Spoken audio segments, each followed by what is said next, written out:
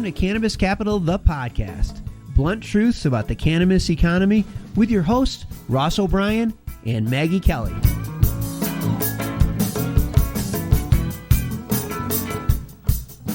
Hi, everybody, and welcome to another episode of Cannabis Capital, the podcast. I'm your host, Ross O'Brien, venture capitalist and author of Cannabis Capital, the book. And I'm here, as always, with my co-host and colleague, Maggie Kelly. Hi, Maggie. Hi, Ross. How are you? Excellent. Excited for another amazing episode today. So what do we have in store?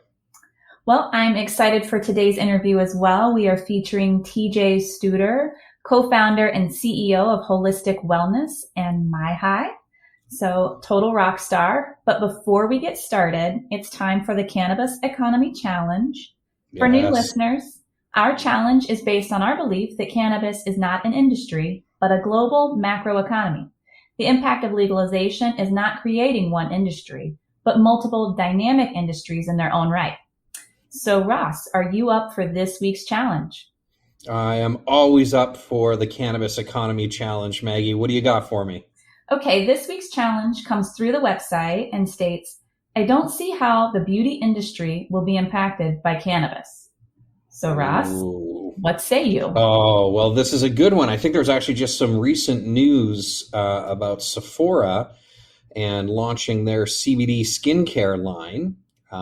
And I think they're launching it with Boots internationally as well. So this is not only something that's happening here domestically, but something that's happening on an international scale. And look, the way to think about it is CBD is an ingredient, and I think the jury is the jury's back. Everybody agrees there's benefits to it. I think everybody knows somebody that's had some positive result from using CBD in their daily life.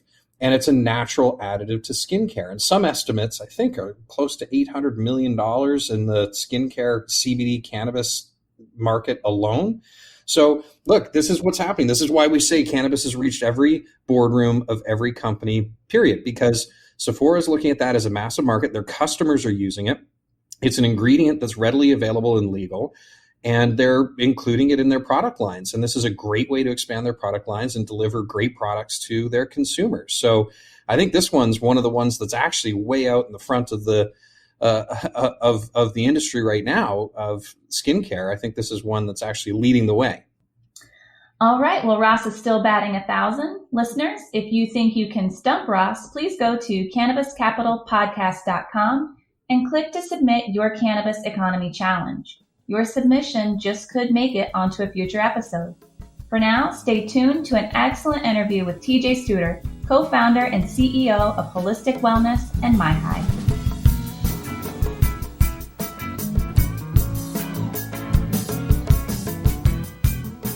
Hello, I'm tj-stouder, co-founder and CEO of Holistik Wellness and myhi. And my blunt truth about the cannabis economy is that I believe within the next 2 years that beverages will make up close to 40% of the cannabis market. Well, hi, TJ, and welcome to Cannabis Capital. We're really happy to have you here with us today. Before we get started and dig into the conversation, can you give us a little background about yourself and about your company? Sure. Hi, Maggie. Hi, Ross. Thanks so much for having me. Super excited to be on the show. I'm tj-stouder. I'm co-founder and CEO of Holistik Wellness and myhi. Our parent company, Holistik Wellness, really starts with a personal journey of my own. I'm a long-time consumer packaged goods guy, believe in the power of a brand and moreover the power of a consumer brand relationship. I worked for P&G for over 10 years on a myriad of brands in that mission and left looking for something closer to home and a product that I really felt passionate about what it was doing for consumers' lives. I had no idea that would be cannabis. Despite being a long-term consumer, it was not the green rush for me. It was firsthand seeing loved ones that are dealing with everyday ailments and the potentials ahead in this plant that got me excited about marrying those two visions together. One, the brand mission of getting them over that first obstacle of trial. 2, product quality that actually delivers against that user experience. And then 3, really the retailtainment around these products on how they can fit into your lives. So first, we created a brand called Holistik Wellness, which was intended for those loved ones to open their eyes to the magic of this plant. And really, I like to call it Cannabis 101. It's cleanly grown, cleanly sourced hemp, and really very low levels of THC below the hemp definition, and focused on that CBD wellness mission. Additionally, we made it super simple for that consumer to understand it up front. Then really moving forward on the insight, our unique product at the center is a water-soluble powder in a stir stick that makes it easy and convenient to infuse anything you're drinking anywhere. On the CBD side, that delivers the convenience of always having a serving nearby that you can infuse into your drink when you need it most. Secondly, I think the side of having something tasty that you can put into anything makes it easy for the consumer's day. Now, as I said, we came up with a second brand, which really goes to the other end of the spectrum of the plant. At the center of that stick being fun to use is THC. And the other side of the spectrum, we created a second brand called myhi, which really the intent of that is socializing, energizing, and bringing cannabis into a lot of areas that previously have been left behind. From the beach to the ballpark to the plane to the concert, we see cannabis left behind because of the inconvenience of consuming it. And myhi's intent is to deliver that experience and the flexibility of the product to get into those moments of a consumer lifestyle.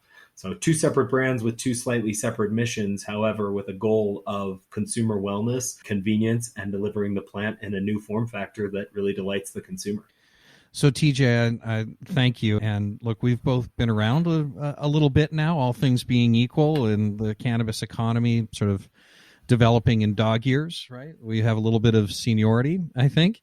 You said something that I want to pick up on, which was you did not get caught up in the green rush. And one of the reasons why we're doing this podcast is to let people come into these conversations and take a deeper dive. These are some of the discussions that we've had before and we're going to continue to have, and we think they're really important because the green rush for us, all that did was resulted in a bunch of business failures. And so we're now looking at moving past that and really peeling back the onion. Can you talk to us a little bit about the journey of Holistik Wellness as a parent company and the brands? And I know there's been relationships that have been established. We've had them. They're not there anymore. Some of the, attrition is happening. Just talk to us about your journey and the journey of the company now that we're sort of stabilizing the cannabis economy to really focus on the day-to-day business opportunities. Awesome. Great question. And really, Ross, where we met was through the book and Cannabis Economy, and love the way you talk about thinking bigger about not just selling weed in dispensaries, which sadly we see too often with a product that's so wide and so important to so many consumers' lives that we need to think a lot bigger about how this impacts the consumer life point. So really telling a bit of that story, my first reaction when I left P&G and saw cannabis as a potential career path was, I don't belong here. This has been around for 10, 15, 20 years, and this is OG, as we call it. It's already done. People know cannabis. There's plenty of products. Consumers understand it, etc. I walked in and I found at the crux of that was a consumer with too many questions to make a choice at the point of sale. And that's really from CBD to THC that we see lots of products, yet rarely does one offer a very clear value prop that makes me ready to take out my wallet. Now, at the end of the day, we're excited that it's legal and you can buy it. So I think you see consumers buying product after product, trying to find their right lifestyle, but no answers necessarily readily available.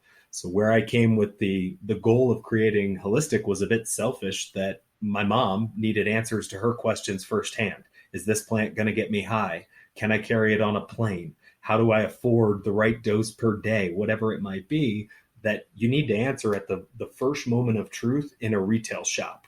It's not you get to sit down with your mom and have dinner every night and explain to her the myriad of ways that this can help her life. It's I'm walking through the store to get my eggs, my milk, and whatever else I might need for the trip. How do you communicate to that consumer? And I really think that's the growth going forward. I'll put it in another way. I think the green rush is defined 2 ways for me. There's 2 types of people I see often in cannabis, and it's either the organic, I love the plant, and I've seen it firsthand what it can do for consumers' lives, that have very strong intentions on what they're going to create.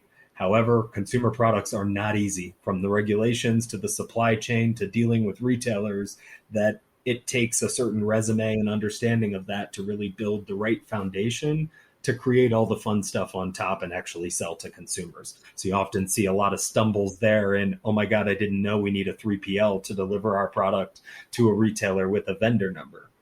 The other side, which really, frankly, to my personal story is the more frustrating side, this is a huge growth opportunity, possibly the biggest one we've seen in our lifetimes as a category that's drawing a lot of money.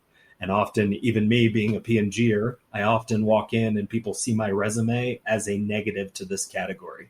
And I believe in the plant more than anything. I hope that my skill set can help to evolve this category and make it a better consumer platform. But there's a fear that Wall Street is taking over, and it's bringing in money and making it corporate is not the right answer for this plant either. So I think that's the green rush to me, that I backed into this being an opportunity versus saw, oh boy, I get to work on cannabis. So TJ, you were clearly what we would define as a star founder, but also a subject matter expert. And you've mentioned P&G and P&G'er. For the benefit of our listener, will you tell them what P&G means and why that's so meaningful and why you know what you're talking about right now? Sure. Good question. Sorry. First thing P&G means is you use too many acronyms. There's literally an acronym dictionary on your homepage, so you can look all these up. So sorry. P&G is Procter & Gamble, and a huge amount of respect for the over decade I spent there, really building over $23 billion brands that you know and love and use in your daily routine. I like to use the example of my full experience there of understanding branding. In 2020, when we never left the house, mom still washed her clothes with Tide. You could have saved $2 to $3 on detergent. It would have been a smart decision technically. Nobody's going to see you that much. Does it matter? But it's part of who you are. It's not part of how you wash your clothes. And it's where brands are built to the consumer as king, really delivering versus their needs and being part of their family versus pretty colors on shelf. I like to say the boobs and buds of cannabis, that you see ways of selling product that aren't necessarily enriching the consumer's life. So really a huge experience there across a list of brands, but learning a lot of how to bring CPG products to market.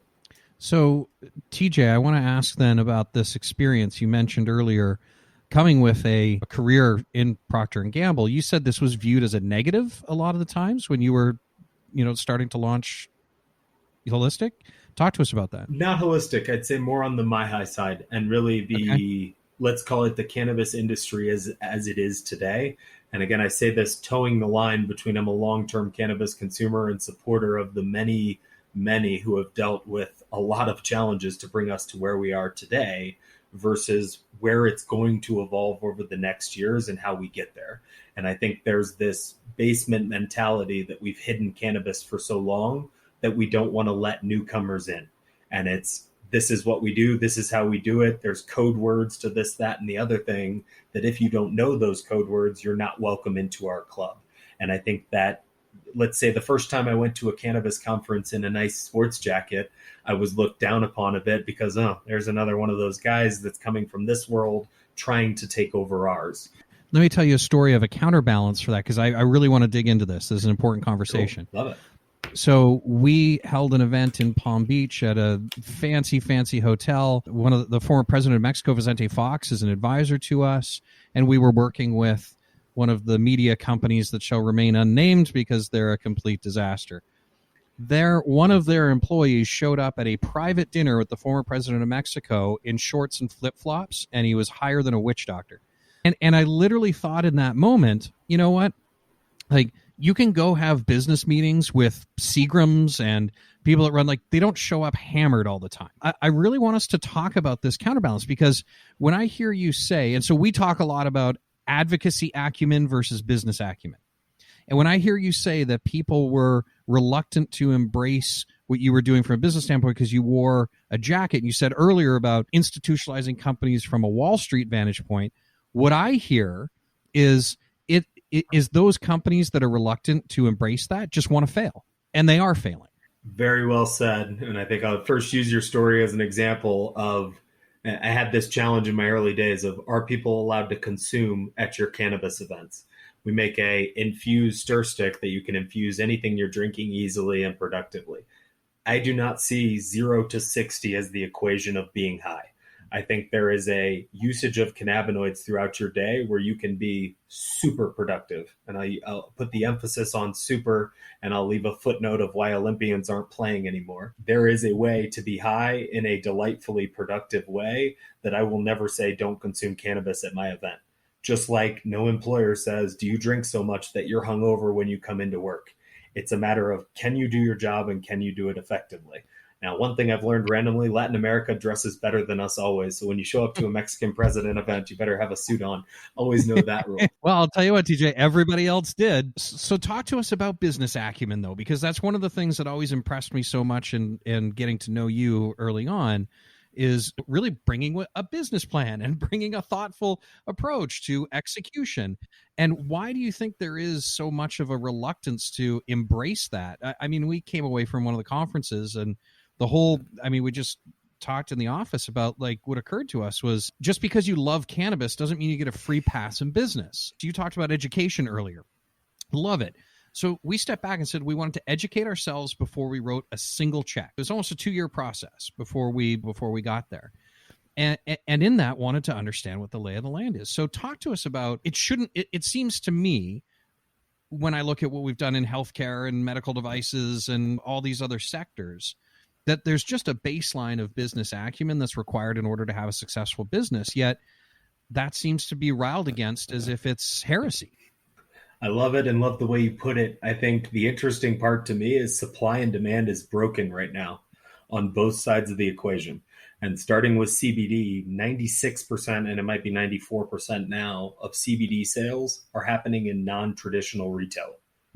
All of those consumers go to traditional retailers. But they're just not buying it there. They don't have it there because of the FDA regulations. So it's a matter of, now we have CVS and Walgreens carrying topical CBD. Topical CBD has not been seen, at least the loyalty, the efficacy to consumers to create the loyalty of their purchases.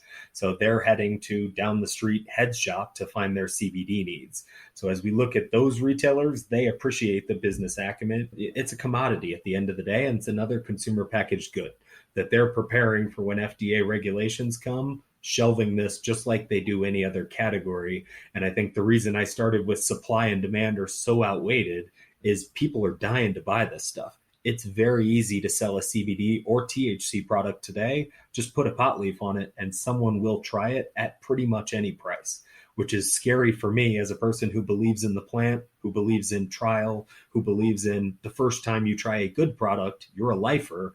Every one of those bad experiences is bad for all of us. So I think on the CBD side, the FDA coming with regulations that will standardize where these products are sold will help very quickly standardize some of the 4 Ps of retail. Very simply, that the price will make sense, the product set will make sense. You won't be choosing between 15 to 20 tinctures on which mint flavor you like. You'll be choosing on one tincture that works best because the retailer believes in that tincture. On the THC side of the bridge, I think it's even worse.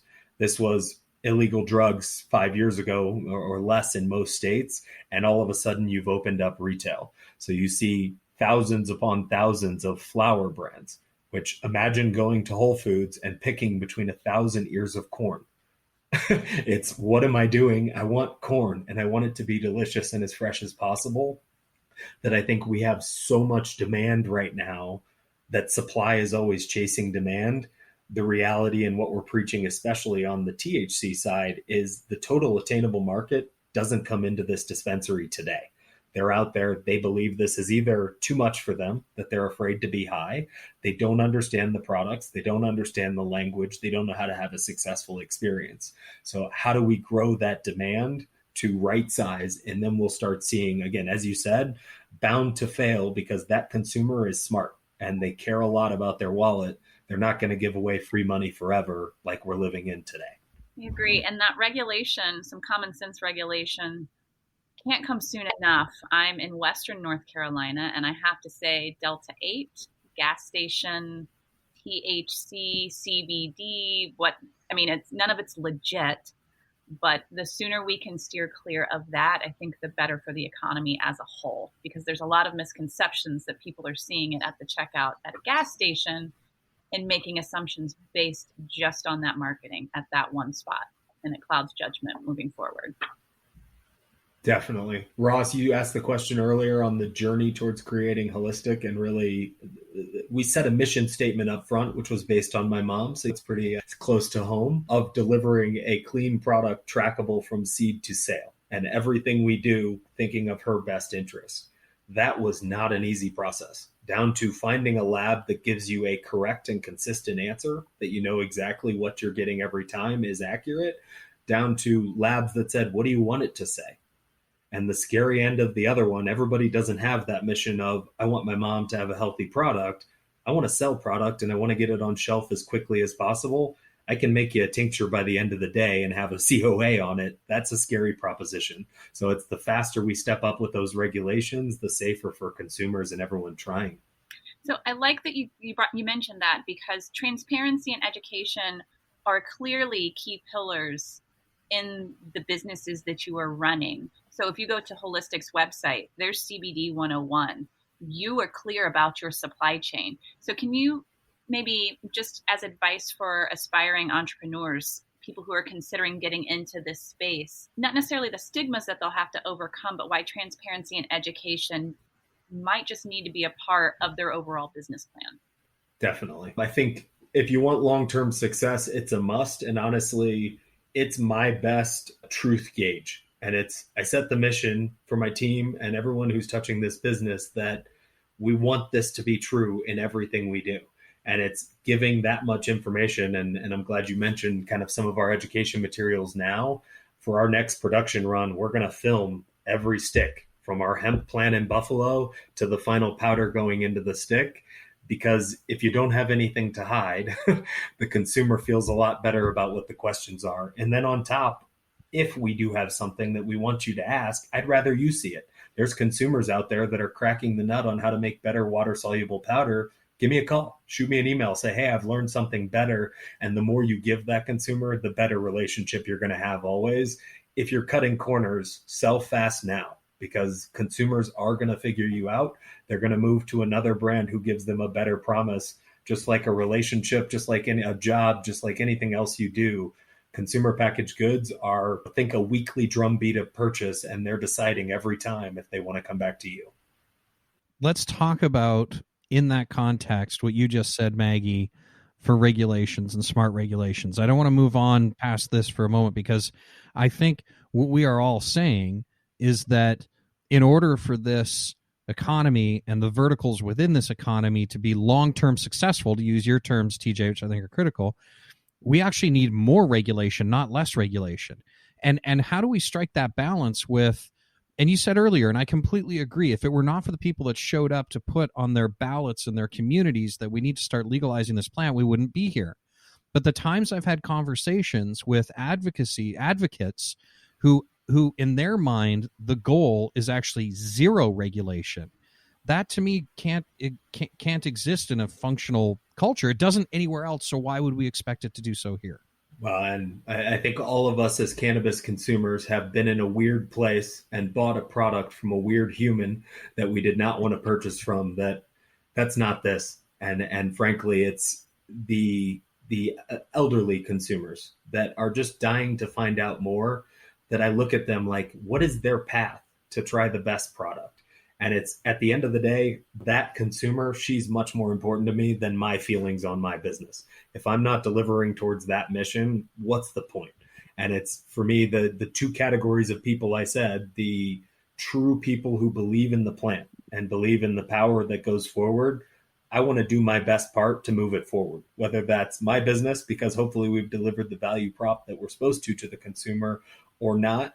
Otherwise, you don't care about this plant. You're overlooking the power that it has for consumers' lives, and you're looking for a profit, which there's room for. But again, questions of, is it the right thing going forward? So I think regulation is a must in this world. Regulation is a must to getting it to consumer, and the regulations are going to be there either way. I'd rather them right size to the plant that is, and it is that, a plant, that we have the same regulations as that corn I said down the aisle, that we bring a safe, quality, clean product and let a consumer use it wisely into their life.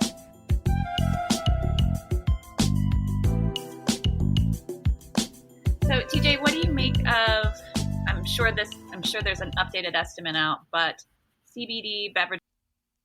The O Cannabis Conference and Expo returns to Toronto, June 1st through the 3rd. This exciting event is free for cannabis retailers and will feature Tommy Chong receiving a Lifetime Achievement Award at the O Cannabis Industry Awards.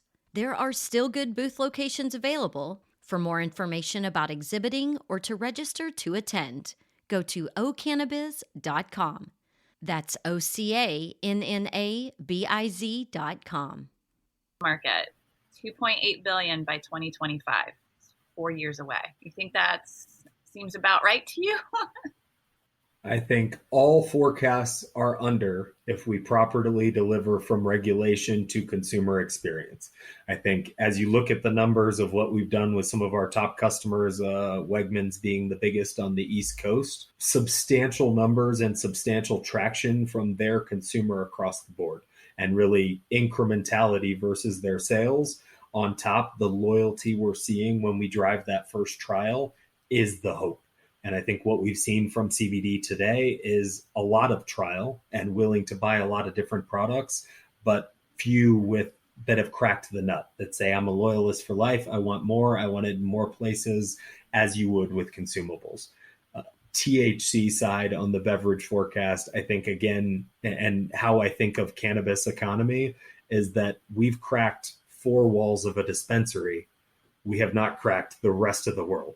And it's everything else you do could be done with some sort of cannabinoids better and more enjoyable. And we don't think about a lot of areas because, again, that basement mentality. I hear a lot of very heavy cannabis consumers that say, I only consume cannabis before bed. That blows my mind every time. I'm like, you love that. That's all you understand cannabis to be, is a sleep aid. And it's that nutshell mentality that they're not thinking of it as the best way to enjoy a Saturday night, the only way to energize before a workout, my best recovery tool, the best way to share a beverage with my dad, who's a longtime drinker and he's trying to get off, whatever it might be, the multitude of ways that cannabis can be consumed, we haven't tapped into. So I think those forecasts are right on the current run rate. And if we keep selling the same product to the same consumer, hoping that it'll keep growing at these rates, if continued great businesses that are driving change in that cannabis economy, I think there's much upside to those numbers. So TJ, what's it going to take then? What's your advice for aspiring entrepreneurs out there? Because one of the things that you talked about was the different applications, right? Whether it's inflammation, sleep, energy, recovery. And one of the challenges that we see, and I'd like to hear your perspectives, and then if you have some advice, because you've honed in on a very specific approach with myhi and with Holistik. One of the problems that we tend to see is these aspiring entrepreneurs, and certainly earlier entrepreneurs, they want to solve everything, right? So we get business plans all the time. Hey, we're going to go treat PTSD. We're going to treat Parkinson's. We're going to treat Alzheimer's. We're going to treat pain meds. We're going to solve the opioid crisis. And it's nothing but a PowerPoint presentation. So how did you find the discipline, and what advice do you have out there? And how do you strike that balance of there's a lot of shiny new opportunities out there, but sticking to your knitting? Most important guidance we have as a team is stay in your lane. And where you're out of your lane, either find the right strategic partner to fill that gap. TJ, say that again for all of our listeners out there. The most important guidance is stay in your lane. Thank you. Excellent. Always. And of course, we're always growing. We're always learning, but never be afraid to say, I don't know. And you're not going to reinvent a wheel tomorrow that's going to be better than somebody that's been working on it for 50 years with 10 degrees and a team that's figured out a right answer. So don't be afraid to know your core competency and stay in your lane. Second point of that advice, and really my learning throughout, is find a value prop that stands strong no matter who comes to the table. And looking at all the competition, looking at all the forecasted competition, what do you specifically bring to the table? And I'll give you an example of a few friends I've had coming from PR or coming from fitness or coming from whatever it might be that say, I want to get into cannabis. What can I do? And they're working on a gummy bear. I'm like, not that. Do you know how to make a gummy bear? Do you know how to sell a gummy bear? Why is that your first choice? And I think back to that cannabis economy, there will be hospitality. There will be cannabis fitness. There will be cannabis travel. As you see a lot of these businesses developing, think around the plant and how you can deliver additional services that add value to the consumer's life. But most importantly, if you don't have an answer that a consumer can understand from moment one why you add value versus anyone else, keep working on that step, because you're going to do a lot of work to try to solve back to a very simple equation of when people see this, do they get excited? Do they say, wow, my life was not as good before I found this product? Because as you get into products, you need that answer to be a pretty resounding yes, or it's going to be a really tough road as we get more and more competitive. So we talk a lot about, we have the Cannabis Economy Challenge, our open challenge on the podcast here is you can go on our website, and if you think there is an industry or a sector that otherwise isn't being impacted by cannabis, let us know. We have yet to find one. We talk a lot about, it's our belief that cannabis has reached the boardrooms of every company in every industry, period. We don't see that as negotiable, and the challenge is still standing. So if we believe in this being part of our communities going forward for the long term, access to cannabis and all the different areas it impacts, right? When you talk, for example, hospitality and tourism, right? So now you start to need to think about what are the different applications, what are the different, and you talk about winning people's wallet share. I'm picking up on what you said on, we want customers to be happy. We've got to have great outcomes. What's the wallet share that you're addressing, and how do you go win that, TJ? Awesome question. I'm going to use Las Vegas as my example, and I'm going to caveat this with, I love alcohol and I'm a drinker. However, I think we've put it too much into our society. Very carefully say that for my alcohol friends who someday we will work together one way or another. I think looking at Las Vegas and knowing I used to go there in my day for bachelor parties and whatnot, they give you free alcohol to keep gambling. The Vegas economy is driven by the table, enough so that they hand you free alcohol to keep you consuming it, at the table. They legalized cannabis, and my first experience in Vegas was you get taken by a shuttle well off the strip to a dispensary, you buy as much as you can, and then you're not legally allowed back into the casino. Yes, check, because I actually had my bag confiscated, telling them there was cannabis inside that was legally purchased, and I was there for a cannabis conference.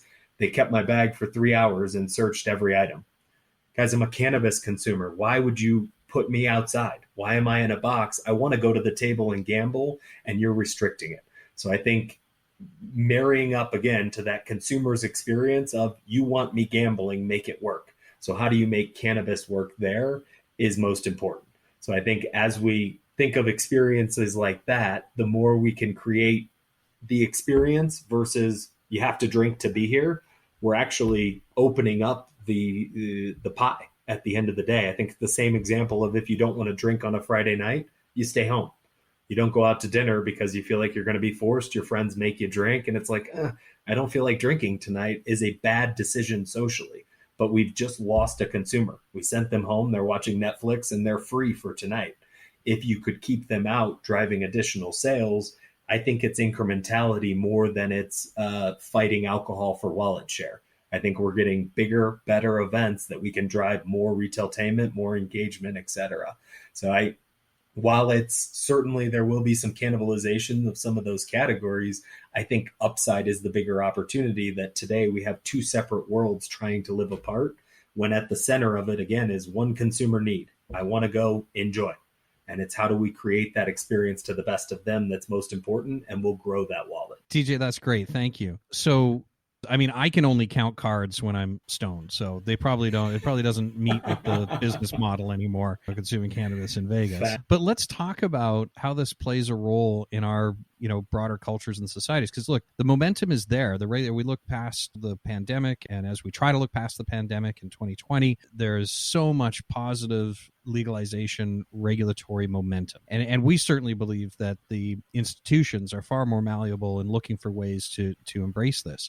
So when you look at the consumer and the consumer needs versus experiential, and look, one of the big things that we always talk about is, I don't know any alcohol that has medicinal benefits. Yet we're looking at, nobody's debating whether or not you can address the symptoms of Parkinson's with cannabis consumption. So where do you see the big wins, and where do you see the wind in our sails and the wind in our faces going forward on this?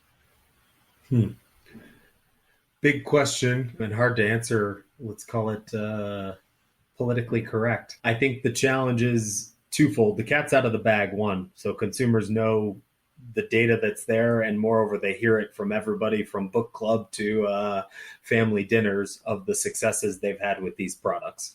So that's what's creating the demand, that they're going out and trying anything that says cannabis on it because they think they're going to get endless benefits from what almost seems like a snake oil because everybody says it does everything. So I think the regulatory environment not coming yet is the biggest question. And it's another plant that should be pretty easy to regulate, as we know how to create. There's enough data to know that it's at least not overly harmful. We have no data to say there's any harm to it.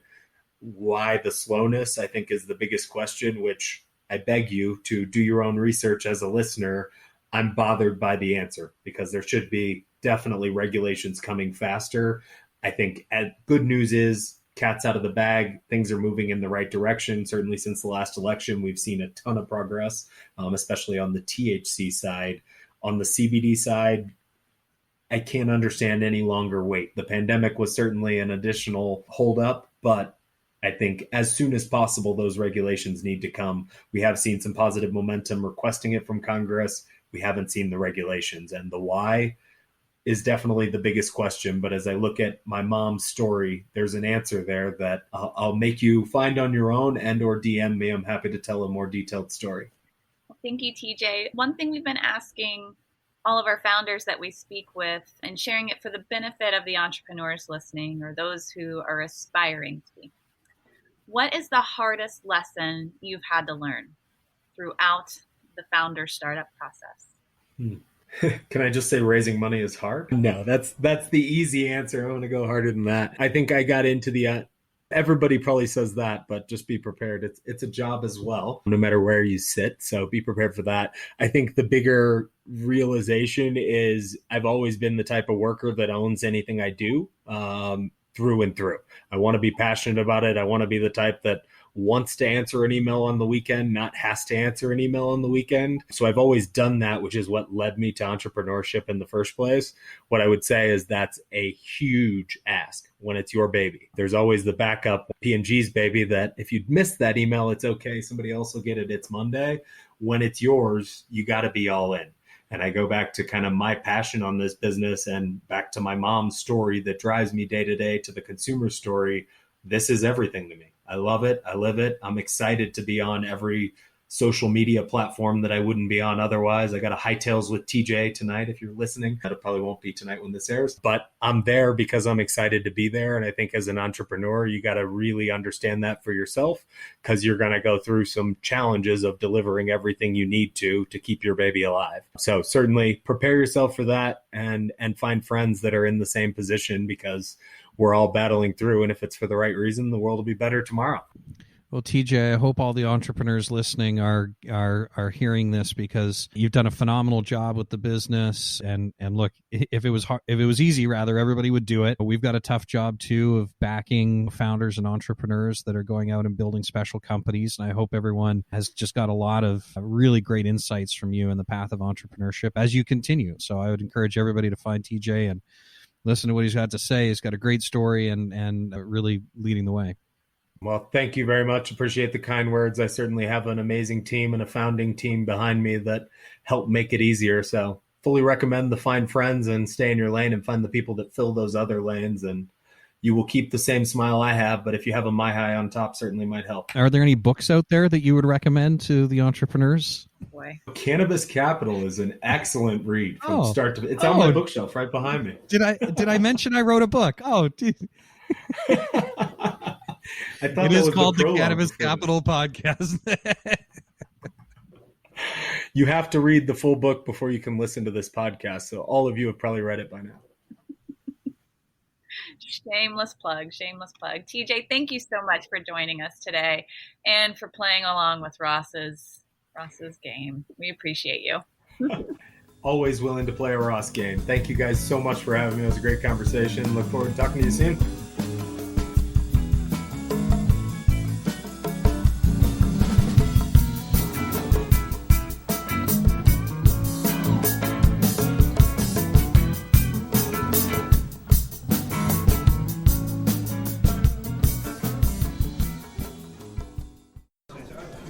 I'm Larry Michigan. I'd like to invite you to join Jim, Marty, and me on our weekly podcast, The Deadhead Cannabis Show. Each week we explore the latest cannabis and jam band news and reminisce with other cannabis industry deadheads and jam band aficionados about the great musical acts that we've seen and heard. Check out a new episode every Monday at mjbulls.com or wherever you listen to podcasts.